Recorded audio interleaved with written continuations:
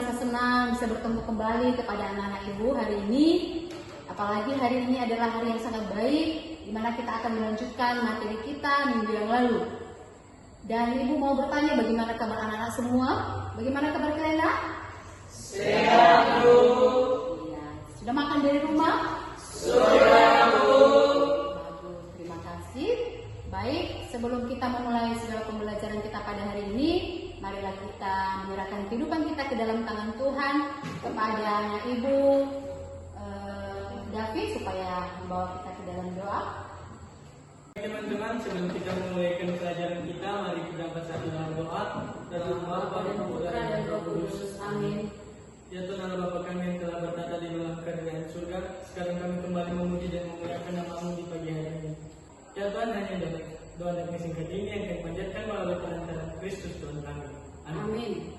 Bapa, Putra dan Roh Kudus. Amin. Terima kasih Nak. Baik Nak, Ibu akan mengecek kehadiran kalian semua. Bagaimana apakah kalian hadir semua? Hadir. Ya. Terima kasih kehadirannya untuk hari ini. Semoga ditingkatkan sehingga nanti anak-anak Ibu tidak ketinggalan pada setiap mata pelajaran yang akan Ibu sampaikan.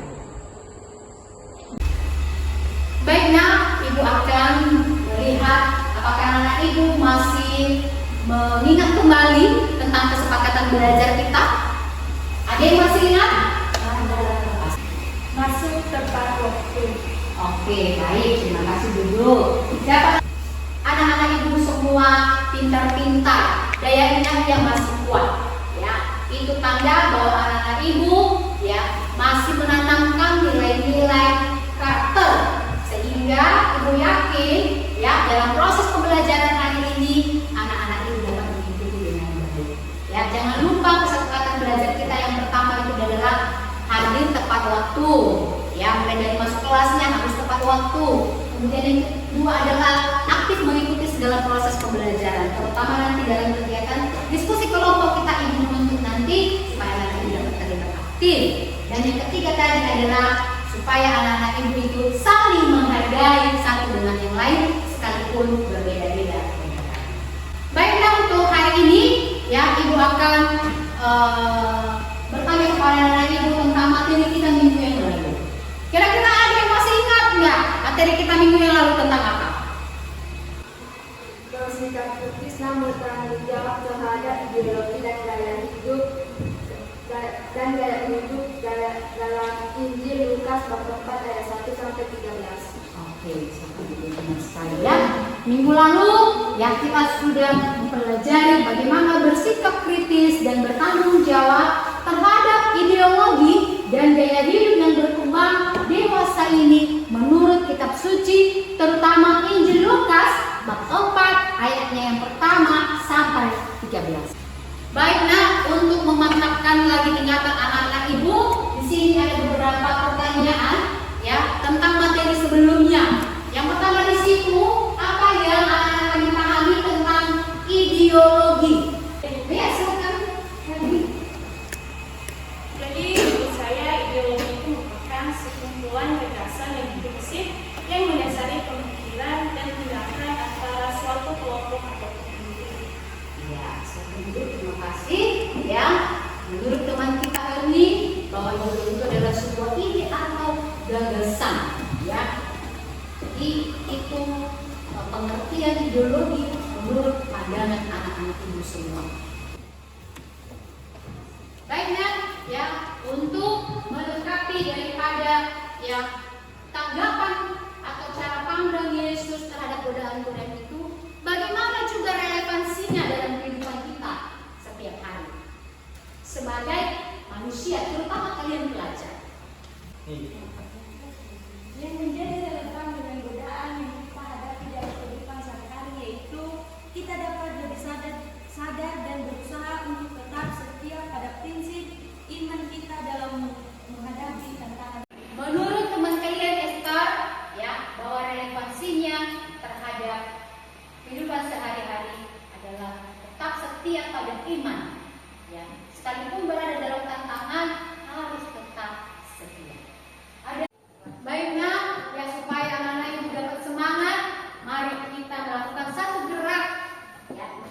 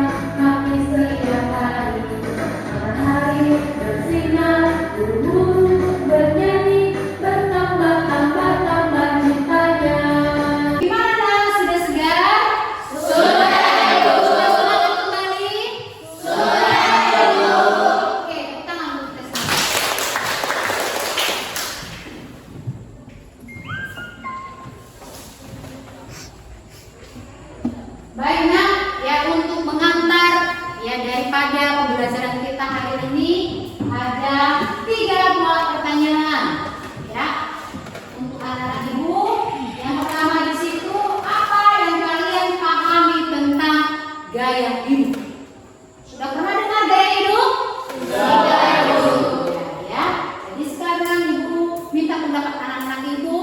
Ya, apa pemahaman kalian tentang gaya hidup? Gaya hidup adalah bagian dari kebutuhan sekunder manusia yang dapat berubah tergantung zaman. Ya, terima kasih, silakan Ibu. Ya, menurut teman kita, ya David, bahwa gaya hidup itu adalah kebutuhan sekunder, ya kebutuhan sekunder yang ditentukan oleh kebutuhan zaman.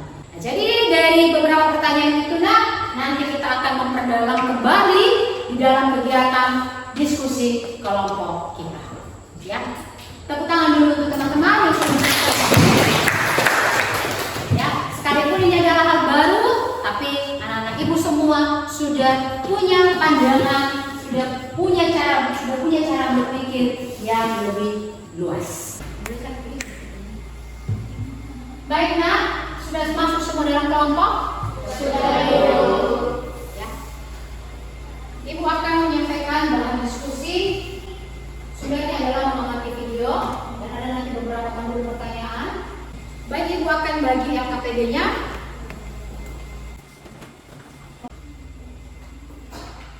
Jadi masing-masing kelompok ya tentukan siapa pematerinya yang akan menjadi pembicara nanti ketika presentasi. Kemudian dipilih siapa notulennya. Tolong diperhatikan ya, lembar kerja untuk proyek ya. Di situ nanti ya pada setiap kelompok tolong diperhatikan ya. Kelompok 4 tolong diperhatikan LKPD-nya ada di bagian ke-7 itu ya, itu tentang pembuatan proyek.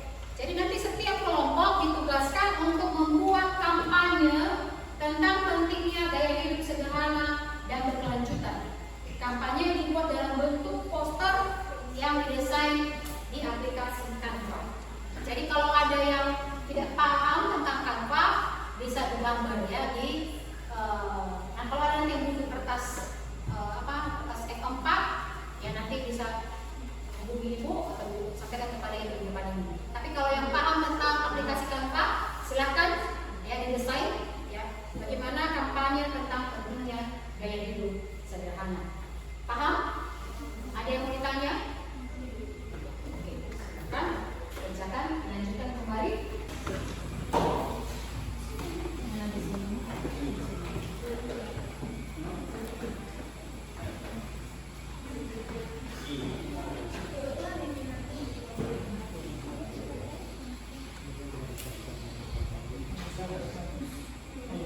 Ada yang mau ditanya? Ada yang kurang jelas dari apa tugas ini?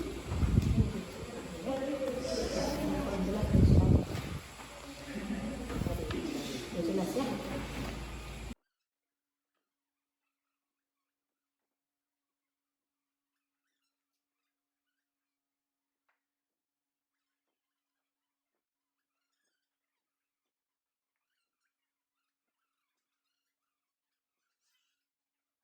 Bagaimana sudah selesai?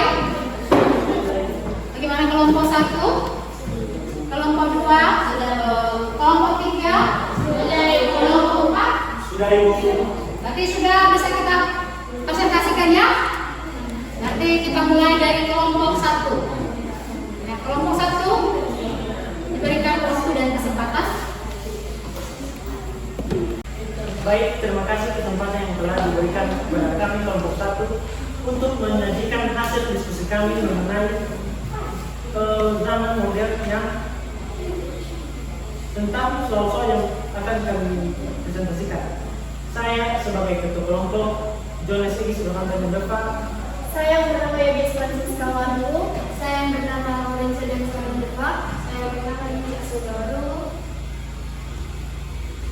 Baik, pertanyaan panduan pertama. Apa saja faktor yang mempengaruhi perilaku konsumtif di kalangan remaja? Bagaimana media sosial memainkan peran dalam hal ini?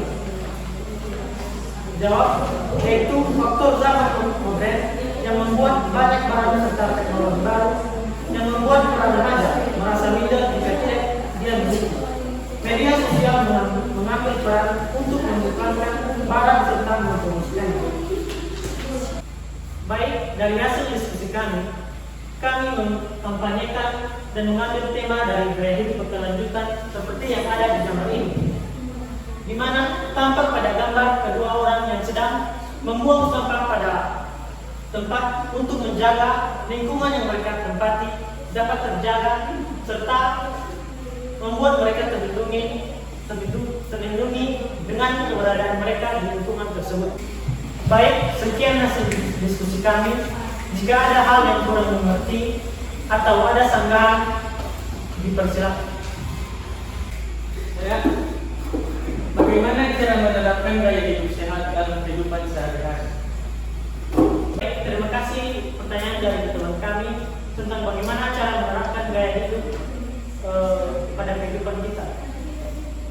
Cara yang dapat kita terapkan dalam kehidupan kita adalah: satu, menjaga kebersihan lingkungan yang kita tempati, mulai dari menjaga membuang sampah pada tempatnya, tidak membuang sampah secara sembarangan. Yang kedua, kita dapat melakukan penanaman pohon kembali seperti menambah jumlah populasi tumbuhan yang ada di sekitar rumah kita. Yang ketiga, kita dapat bekerjasama dengan lingkungan sekitar seperti masyarakat agar melakukan kerja bakti untuk yang bertujuan dalam menjaga kebersihan lingkungan yang kita tempati. Apakah jawabannya bisa dimengerti? Baik, terima kasih jawaban dari kelompok 1. Sekarang saya bisa mengerti bagaimana cara melakukan gaya hidup sehat dalam kehidupan sehari-hari. Terima kasih. Baik, sekian hasil presentasi kami. Jika ada kesalahan yang kurang dimengerti, mohon dimaklumi. Sekian dan terima kasih. Oke, mari kita beri aplaus untuk baik, kelompok selanjutnya adalah kelompok 3. Pada kelompok 3, dipersilakan. Oke, terima kasih kesempatan yang telah diberikan kepada kami kelompok 3 untuk mempresentasikan hasil diskusi kami. Jadi sebelum kami mempresentasikan hasil diskusi kami, pertama-tama perkenalkan, nama saya Delsianti Warubu sebagai moderator dan di samping saya bernama Erniwati Warubu sebagai penyaji utama. Dan samping saya, nama saya Yudita Agnes Warubu sebagai pemateri kedua. Nama saya Desti Warubu. Nama saya Esther Kristen Palembala sebagai pengulangi. Oke, selanjutnya kami akan mempersilakan teman kami yang bernama Erniwati Warubu untuk menyajikan materi kami.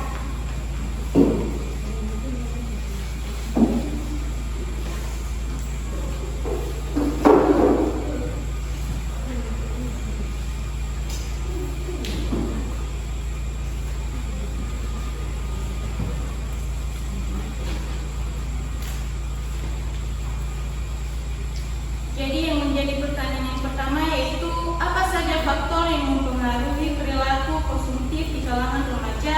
Bagaimana media sosial memainkan peran dalam hal ini?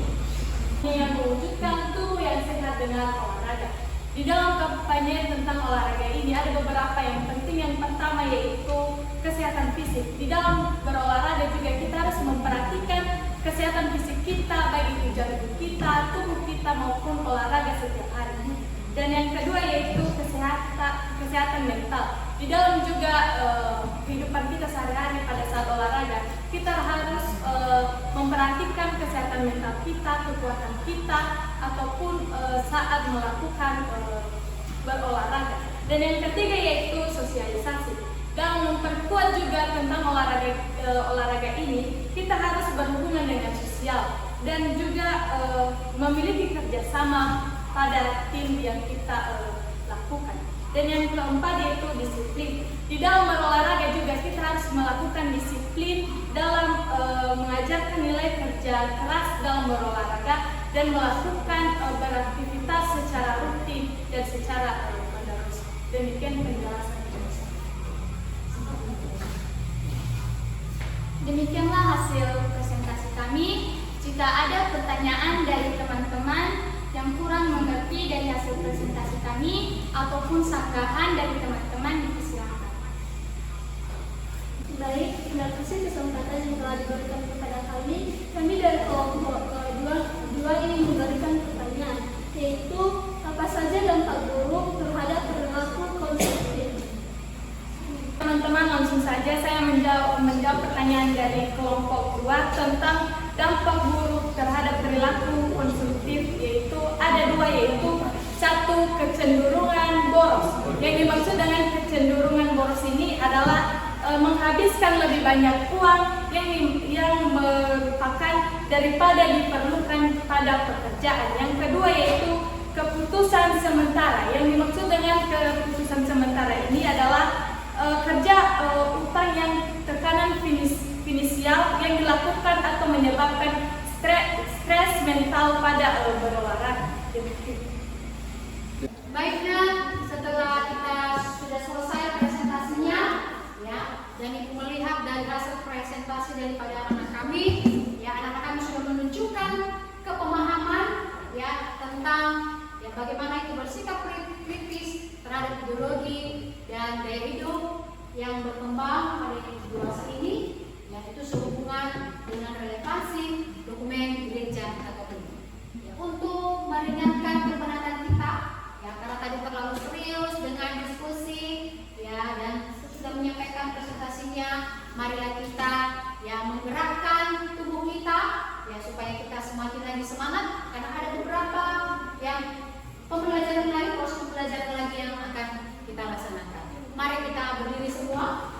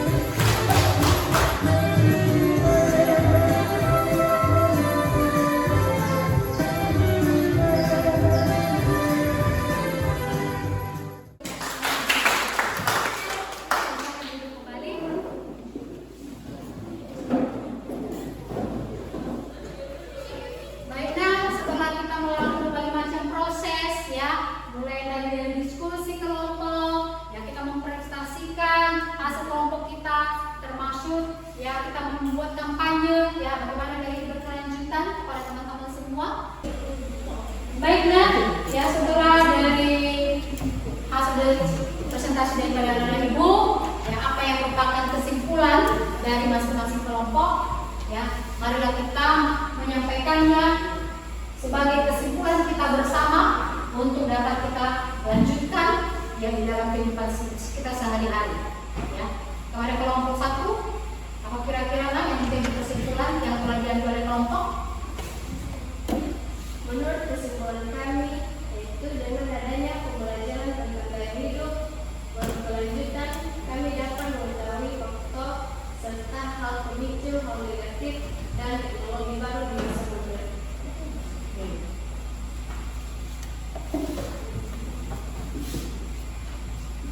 Oke, kelompok 2, persilakan.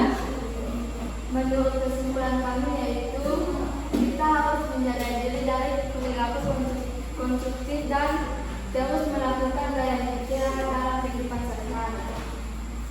Ya, menjaga diri dari perilaku konsumtif dan terus melakukan gaya hidup yang sehat dalam kehidupan sehari-hari.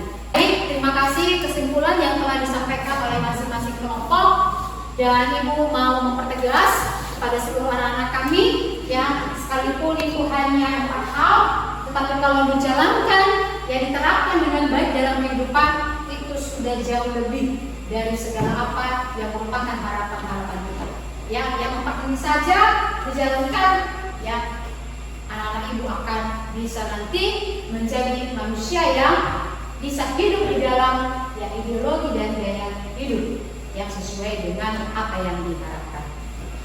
Kesimpulan yang pertama, ya, adalah dapat mengetahui faktor pemicu hal negatif dari adanya teknologi baru di masa modern.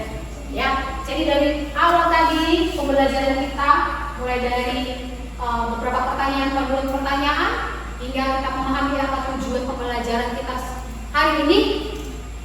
Dari kelompok 1 menyimpulkan bahwa dengan adanya pembelajaran tentang ya ideologi dan gaya hidup yang berkembang dewasa ini, itu membantu kita untuk mengetahui faktor-faktor yang memicu hal-hal negatif ya dari adanya teknologi baru di masa modern. Tadi sudah disampaikan tadi oleh masing-masing kelompok ya, terutama tadi pada video pembelajaran tadi ya, apa saja memicu hal-hal negatif, yaitu adalah adanya keinginan yang tidak bisa dikendalikan ya, ada keinginan yang tidak bisa dikendalikan.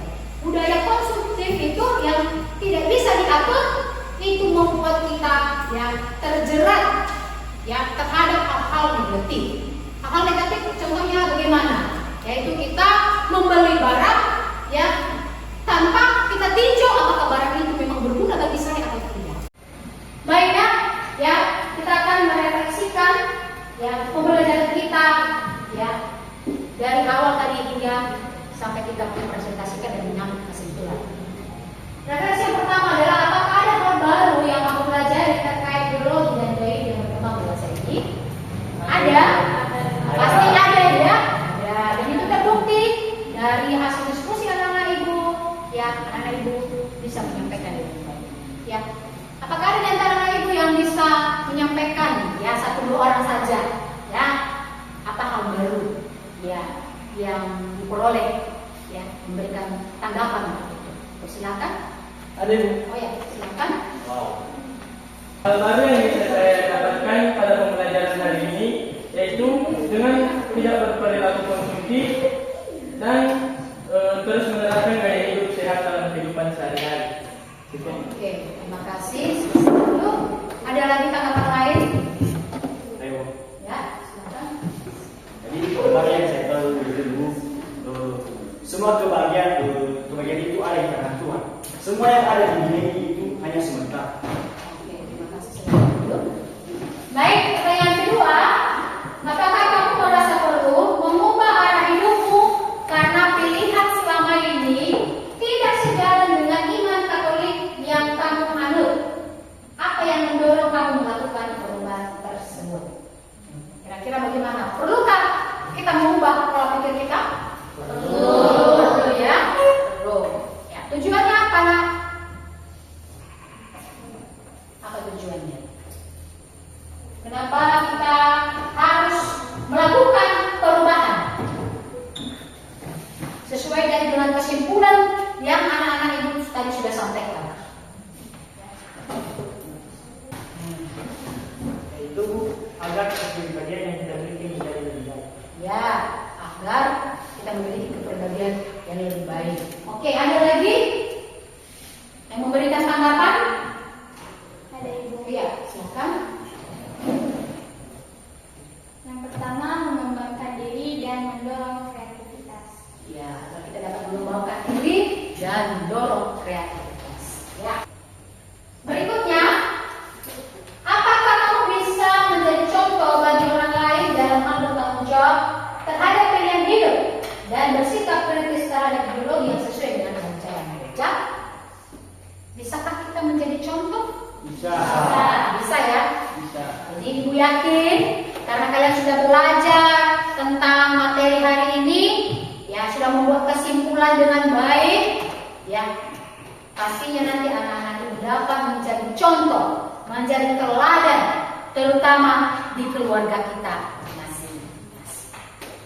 Oke, demikianlah refleksi yang kita. Marilah dilanjutkan nanti untuk merefleksikannya di rumah dan menjalankannya. Ya. Selanjutnya, ya, ibu memberikan kesempatan bagi anak-anak ibu kalau ada yang tidak dipahami, yang masih kurang jelas, ya, masih kurang jelas, bisa disampaikan. Maka kita akan membahas bersama nanti. Apakah ada pertanyaan? Tidak ada. Sudah jelas ya? Sudah. Ya. Baik, selanjutnya.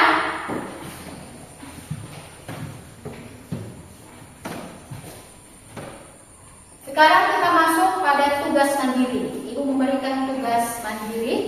Ya, ini dikerjakan di rumah. Ya, ambil bukunya, ya, dicatat karena kebetulan lampu kita juga sudah padam. Ya. Lampu kita sudah padam. Yang menjadi tugas adalah carilah dan ringkaslah sumber-sumber untuk mengenal Yesus. Ya, carilah sumber-sumber untuk mengenal Yesus. Ya, ini adalah materi yang akan nanti kita bahas pada pertemuan minggu depan. Ya, jadi itu tugas dikerjakan di dalam buku tugas. Ya, dalam buku tugas. Ada yang ditanya dulu soal tugas mandiri ini, nak? Iya, Ibu. Ya.